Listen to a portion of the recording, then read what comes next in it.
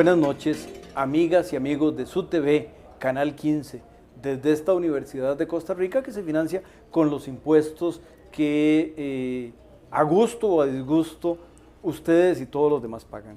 Y hoy el tema que esta noche tenemos es un tema de aspectos fiscales, aspectos hacendarios, y para hacerlo tenemos a un universitario, a un coterráneo mío, a un querido amigo, a un colega, a un ex viceministro de Hacienda, a un exdirector de programas de posgrado y a un inventor de una industria nueva en este país, eso de certificar si las empresas se portan bien o no se portan mal, se le ocurrió a él. Pero hoy vamos a hablar del tema de qué hacer con los impuestos, cómo hacer más con menos. Cuéntenos, ¿qué debemos hacer en el horizonte fiscal de este país? Juan, don Guillermo Zúñiga, y me salté ese detalle, me entusiasmé tanto con todas las virtudes que él tiene, que se me olvidó decir que tenemos al académico Guillermo Zúñiga Chávez. Bienvenido, don Guillermo. Buenas noches, Juan Rafael, y buenas noches a los televidentes que toman el tiempo para escucharnos y vernos. Desde luego siempre es un gusto venir al programa tuyo, y desde luego una invitación de la Universidad de Costa Rica siempre debe ser atendida. Eso es una cosa que yo tengo muy clara. Orgullosamente digo que yo soy graduado de esta universidad y eso me llena de un enorme gusto, y por eso cuando usted me planteó que viniéramos a conversar de estos temas, con un enorme gusto vengo a conversar y lanzar algunas hipótesis sobre lo que está ocurriendo en este país. Tal vez para empezar a conversar, lancemos una primera hecho real que se está presentando en Costa Rica, y es que en el presupuesto que tenemos aprobado por la Asamblea Legislativa para ejecutarse este año, que es de números gruesos, 2,5 millones, eso en español creo que se llama 2,5 billones. La mitad de eso, Rafael, es para atender el servicio de la deuda. En otras palabras, de cada colón que está aprobado por la Asamblea Legislativa para que se gaste este año en temas de salud, educación, salarios, pensiones, etc., la mitad es un bodoque grande que se llama servicio de la deuda. Quiere decir que lo que queda para atender las otras necesidades del país es 50 céntimos. De cada colón, 50 céntimos para gasto. Ese es un primer asunto que me parece importante constatar. Y el otro asunto que es muy importante constatar también es que de esos redondémoslo en 2,5 millones de billones, por impuestos se recoge únicamente como 1,3 billones, digamos como la mitad. Para financiar eso, todo ese gasto, la mitad se financia con impuestos. De manera que entonces hay que financiar la otra parte con más deuda. Entonces, ve qué tragedia. Para este año, 2006, 2,5 billones de colones de autorización de gasto. La mitad es la que se financia con impuestos. La otra mitad hay que financiarla con deuda. Pero además, en la parte de aplicación del gasto, la mitad sirve para los programas de maestros, educación, salarios, etc. Y la otra mitad es para atender la deuda. Estamos atrapados en un problema en el cual nos estamos endeudando para seguir pagando esa deuda.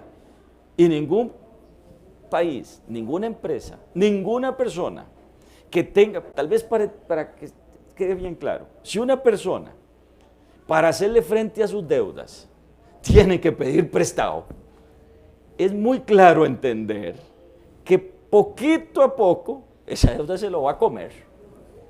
Y eso es lo que le está pasando a este país. Esa es la tragedia. Entonces, por eso es que no alcanza la plata para nada. Bueno, aparte de que debe haber gasto corrupto y debe haber mala utilización del gasto, pero hagamos omisión de eso, que es muy importante en términos nacionales, digo yo en términos de moralidad nacional, yo no sé en magnitud. Pero suponiendo o asumiendo que hacemos buen uso de la plata, realmente no alcanza. Y déjeme darle este otro dato para el año 2006, y aquí tal vez no estoy muy seguro, pero yo les pido que me crean en esto. Más o menos, en ese presupuesto hay alrededor de 150.000 millones de colones de necesidades que se pidieron, que inclusive están sustentadas en leyes especiales que este país ha dado, que no se están atendiendo. Me explico, para que quede claro el concepto. Hay una ley que le da plata a Conavi, y entonces en esos 2 billones y medio, no va toda la plata que Conavi por ley se le tiene que dar. No va toda la plata, si la memoria no me falla, que hay que darle a programas sociales como asignaciones, por ejemplo. No va toda la plata que por ley el Ministerio de Hacienda debe tener en reserva para devolverle a la gente que por alguna razón hizo más pagos de impuestos. Estoy hablando, Juan, de una cifra que debe andar entre los 130.000 o los 150.000 millones de cosas que se necesitan, que las leyes dicen que el presupuesto debe contener, que no están contenidas. Bueno, si no entiendo mal, don Guillermo, y corríjame usted, que usted es el experto, si se hace la relación entre el gasto asignado por ley y lo que se recoge por impuestos, la razón es 1.1, o sea, 110% de lo que se recauda es lo que habría que gastarse ya porque la ley por asignaciones específicas. Exactamente. Sí, y creo que es un poquito más alto, Juan, 1 punto y algo más. ¿Sí? De manera que estamos ante un problema serio. Es decir, hay un problema, digamos, hay un problema serio de manejo de la caja, por así decir. Hay gasto aprobado, la mitad de ese es para hacerle frente a una deuda que se tiene, deuda interna y deuda externa. Ese gasto aprobado, la mitad únicamente está financiado con impuestos. Quiere decir que la otra mitad se financia de nuevo con nueva deuda, que es casi como decir que para pagar la deuda estamos pagando deuda. Pero además, como usted muy bien llama la atención, hay gasto no aprobado, pero que sí está en otras leyes que el gobierno, que la Asamblea Legislativa de la República de Costa Rica ha aprobado, ¿verdad? Que le digo anda por unos 150.000 millones más o menos, en fin, eso se podría precisar con los técnicos del Ministerio de Hacienda, que deben por ley estar asignados a gasto, que no aparecen en ese presupuesto. Y que no es que nadie ni está escondiendo nada, ni está haciendo mal los cálculos. Lo cual nos lleva al tema de que en la pasada discusión, y ha habido muchas discusiones en el pasado, obviamente, pero en la pasada discusión de si era necesario reformar las leyes tributarias, una de las preguntas que alguna gente decía es, bueno, ¿y esos nuevos ingresos en qué se van a gastar? Y en general mi respuesta con los estudiantes es, esa pregunta es irrelevante, ya se gastaron, si el problema no es en qué se van a gastar, es que por la vía de lo que muy bien usted, don Guillermo, enfatizó, ya esa parte está gastada. Así es. Aquí se abre otra, es correcto eso, es decir, ya los huecos fiscales ahí están, hay que ver de qué manera los llenamos. Y aquí hay grandes tentaciones, Juan. Una tentación es decir, bueno, mire, si la plata alcanza hasta aquí, que se gaste hasta aquí. Eso nos podría llevar a un absurdo como esto. Como la mitad es lo que ingresa, digamos 1.4 billones es lo que ingresa por impuestos, y más o menos lo mismo es el servicio de la deuda, uno hasta podría pensar que, bueno, el extremo, como ejemplo extremo que los profesores usamos, utilizamos esa plata toda para pagar la deuda, lo cual no tiene sentido. En los 80 se hizo eso. Sí, la otra tentación es decir, no, mire, agarremos esa plata y financiemos los programas. Y bueno, desentendámonos de la deuda. En los 80 se hizo eso. Nos desentendimos de la deuda con costos inimaginables para el país, de no poder enfrentar la deuda. Otra forma es decir, bueno, pero es que hay mucha plata, mucha gente que no está pagando los impuestos. Entonces, vamos a cobrar todos los impuestos y exijamos que la gente pague. Muy bien. Y eso yo creo que todos estaríamos de acuerdo en eso. No creemos nuevos impuestos nuevos, vamos a pagar los impuestos existentes. Pero la pregunta es esta, ¿por qué razón hoy no se pueden cobrar los impuestos? Bueno, uno posiblemente porque hay negligencia administrativa, puede ser. Otro porque los que están al otro lado son más vivos que los que están cobrando, puede ser. Pero otro es porque las regulaciones, la legislación existente precisamente ha creado portillos que no hacen que el que, no es que evada, es que eluda, es decir, el que elude es usando la legislación, escamotea, por así decir, el pago del impuesto, pero dentro de la regulación, eso es eludir. Y bueno, y eso es lo que impide que plenamente se recauden todos los impuestos.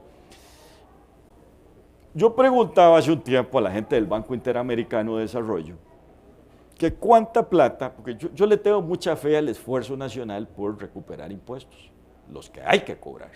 Yo le tengo una gran fe a eso. Y me decían, mire Guillermo, eso lo más que les puede dar es 0,5% del PIB, para que la gente me entienda, 50.000 millones de colones, más o menos, número redondo. Bueno, eso es importante, pero no es suficiente. Entonces, la discusión que tuvimos en el pasado, ¿qué era? Bueno, ¿a qué vamos? A controlar gasto, a aumentar impuestos, a mejorar recaudación.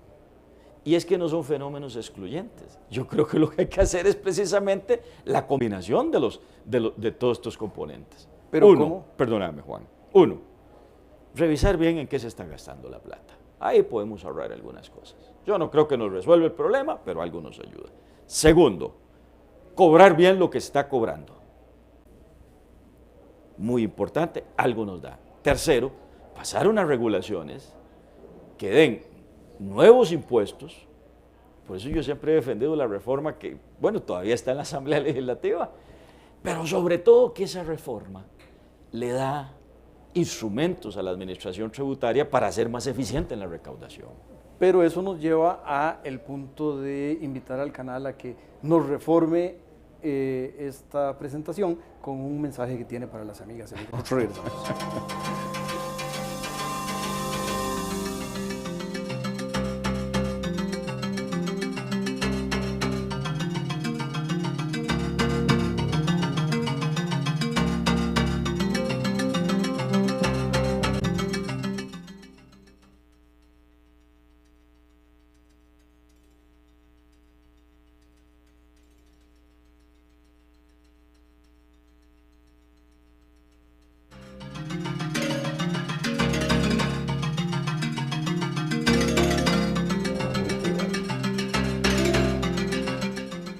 Estábamos, amigas y amigos, tratando de explicar por qué hay que pagar más impuestos, don Guillermo. Sí, materia odiosa, pero que yo creo que bien entendida la gente va a captar que efectivamente es conveniente. Y tal vez déjeme hacerle una de abogado del diablo.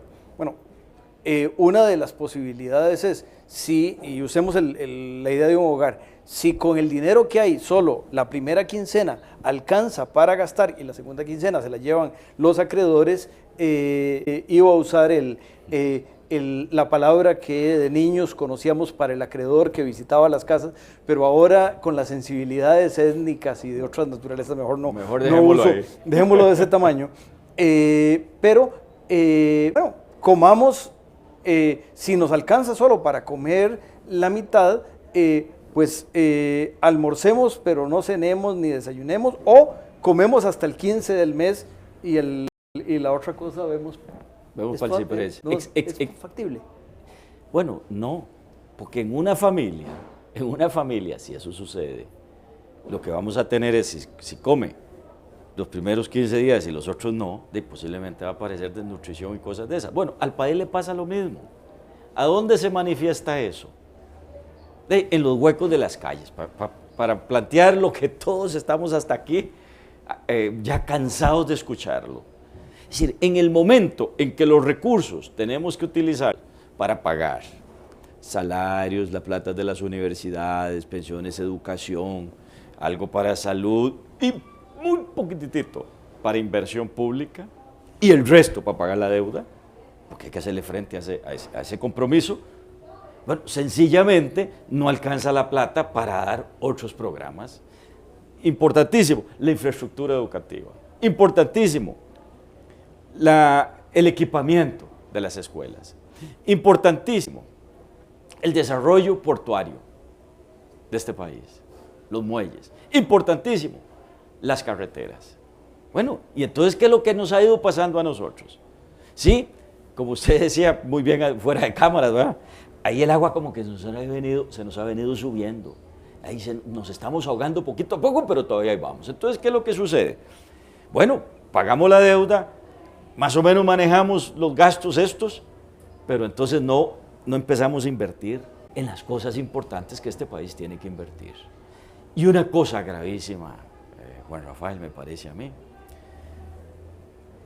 A nosotros los muchachos de secundaria se nos están yendo. Los muchachos difícilmente siguen del séptimo para adelante y en el noveno hay una deserción enorme. Y un muchacho que por incapacidad de nuestro sistema económico de planeamiento social no es capaz de retenerlo en la escuela, ese muchacho que sale a hacer ¿qué? ¿Qué capacidades, qué destrezas, qué habilidades, qué conocimiento va a tener para enfrentarse al mundo? Muy poco, si bien sabemos que el factor educativo es crucial en todo lo que es el desarrollo social de este país y en el desarrollo económico y en la productividad y en el incremento de la competitividad. Ese muchacho, si nosotros no lo podemos retener, porque no le damos recursos, porque no le damos equipamiento, porque no le damos una educación que le sirva, lo estamos condenando a la pobreza, al fracaso, a estar debajo de los semáforos, vendiendo cosas. Eso no es un factor productivo, eso no es un individuo. Bueno, ese tipo de cosas como que me da a mí la impresión que como sociedad pareciera que no nos hemos ido percatando que nos está pasando. Se nos está deteriorando, Juan Rafael, sin duda alguna los sistemas de salud. Se nos están deteriorando sin duda alguna los sistemas educativos. Se nos está deteriorando la infraestructura física. Y ahí en los sistemas de salud ni siquiera, aun si no se deterioran, parte de la tragedia es el éxito. El hecho de que yo no esté muerto, que sería la esperanza de vida que habría habido a inicios del siglo pasado en este país, sino que esté aquí conversando para las amigas y amigos, significa que hay que gastar mucho más en mantenerme relativamente bien en los años que me queden. Y eso es, la parte que viene es carísima. Bueno, a eso iba yo. Yo no me quería meter era el que llevaba en el dedo índice para marcar todo el problema de las pensiones que hay en este país. Mire, se han hecho grandes esfuerzos y se han hecho grandes mejoras. Y el último dato que a mí me dieron es que en el sistema de invalidez, vejez y muerte está razonablemente resuelto por los próximos, creo que 35 o 40 años. Bueno, pero es que cuando uno piensa en pensiones, 35 o 40 años parece mentira, es corto. Y en la medida en que de una u otra forma, viviendo de las inversiones del pasado, porque de buena medida nosotros lo que estamos haciendo es viviendo de lo bien que se hicieron cosas en el pasado. Eso nos permite que la población envejezca, se mantenga más años, viva más. La presión sobre los regímenes de pensiones también están ahí. Pero uno podría pensar, la verdad que si es de 35 años para adelante, hombre, no nos preocupemos de eso ahora, vámonos a preocupar de los temas más inmediatos, de los problemas más inmediatos. Pero lo cierto es que todas esas son presiones que están presentándose en el país. Con un elemento que a mí me parece importante que se capte. Si nosotros lo que estamos haciendo es comiéndonos los inventarios, que así es como digo yo, ¿verdad? Sí, así lo llamo yo, así lo digo yo. ¿Eso qué es? Bueno, de ahí es como si en una compañía no tenemos capacidad para inyectarle dinero y entonces lo que hacemos es, para pagar la luz empezamos a vender el producto que digamos que sean lápices. Vamos vendiendo los lápices, pero no los reponemos. y con eso pagamos la luz, y vendemos más lápiz, le pagamos al gerente, vendemos más lápiz, y le pagamos a la secretaria, pero ahí el inventario cada vez está siendo más chiquito, y va a terminar eso comiéndose. Eso es lo que nos ha pasado. Nosotros hemos estado viviendo en los últimos años, porque por una u otra forma, como decía el viejo profesor de Harvard, bueno, el profesor Harvard, ¿verdad?, que tenemos una enorme capacidad para parquear los problemas fiscales en este país, ¿verdad? Y efectivamente, hasta la fecha se ha demostrado que tenemos esa capacidad de parquear los déficits en algún lado. Lo que estamos haciendo, me parece a mí hoy, y eso es lo que es importante que tal vez los televidentes nos capten, nos estamos comiendo los inventarios, estamos viviendo lo que se hizo en el pasado, y lo que nos va a ocurrir si nosotros realmente como sociedad no nos ponemos de acuerdo en que hay que cobrar, hay que pagar y hay que asignar bien ese gasto para poder reactivar las gestiones del Estado, las acciones que el Estado tiene que hacer, las inversiones que el Estado tiene que hacer, tarde o temprano simplemente vamos a hacer una sociedad más pauperizada. Y no tiene salida, no hay manera mágica de encontrarle, podemos ganar tiempo, pero si no le entramos al tema de pagar más impuestos, me parece a mí que no hay salida. Bueno, esa es una convicción mía, porque al fin y al cabo, esto hay que pensarlo como país en su conjunto. Los grupos más pudientes de la sociedad, de una u otra manera, tienen capacidad para resolverse sus problemas. Y bueno, si tienen, esos sectores sufren con los huecos de las calles. Pero esos sectores no necesariamente tienen que ir a educación pública, ni tienen que ir a hospital público, ni necesitan programas especiales para desarrollar sus viviendas. Eso se la juegan por aparte.